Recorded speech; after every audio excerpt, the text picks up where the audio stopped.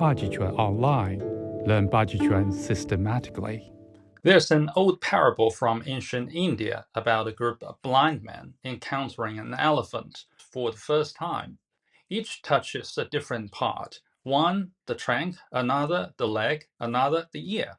And each insists the elephant is something else entirely, like a snake, a tree, a fan. Each of them is wrong, but not without a reason. Their conclusions reflect the part they touched, yet none grasp the whole. When we approach Chinese martial arts like Bajiquan, we should avoid a similar mistake, mislabeling basic skills as the whole system.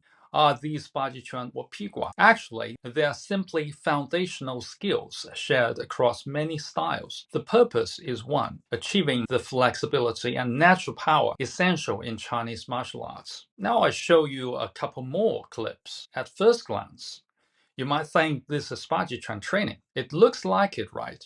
But it's actually Chinese wrestling. And this one, Wing Chun? Nope. What you are seeing is Mr. Lin Shanquan practicing Incense Shop Fist. 他是来自滁州香苑城武术馆的馆长。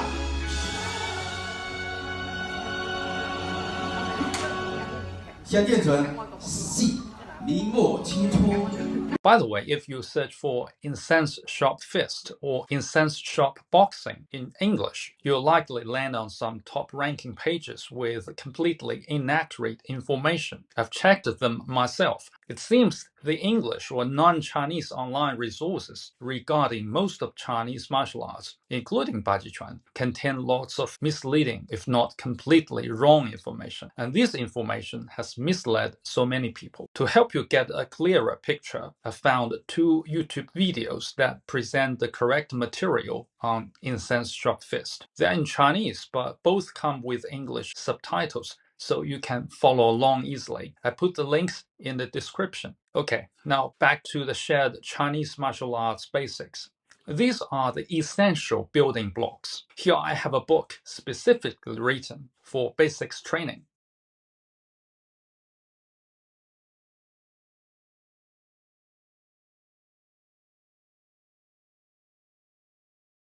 The author is Mr. Cai Longyun, one of the few verifiable Chinese martial artists who defeated professional Western boxers in Shanghai during the 1940s as a teenager. It is verifiable because many Shanghai newspapers at the time reported these events with photographs. Yes, he did that as a teenager, at the age of 15. This stands in contrast to legendary figures or self-promoted grandmasters who only beat their own students, but never defeated anyone publicly. I stress this because if someone who could fight and win at that age says these basics matter, we should listen, right? So Bruce Lee did. He also drew inspiration from this book in his own work, Chinese Kung Fu, 基本中国拳法. Some of the instructional pictures were also drawn from this book. Unfortunately, at that time, they couldn't meet. But according to Chinese literature, again, not English literature, like reports and interviews of Mr. Cai, Bruce Lee regarded Cai Longyun as one of his idols. In the book, Mr. Cai lists many foundational exercises, including the rotations I've shown you. For this online tutorial, I've condensed the basics down to what's absolutely necessary. I don't require you to jump like this,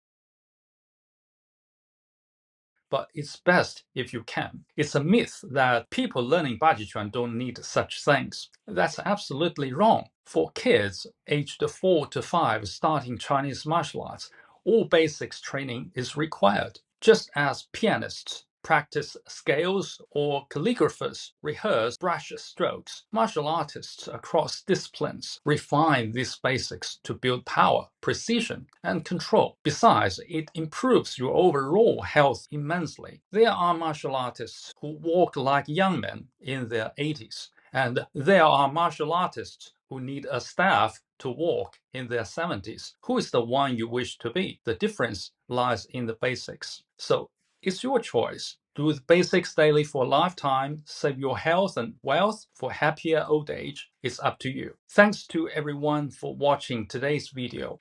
The essence of martial arts lies not in the names, but in understanding something deeper. Your efforts will reward you in the coming years. And I'll see you in our next video.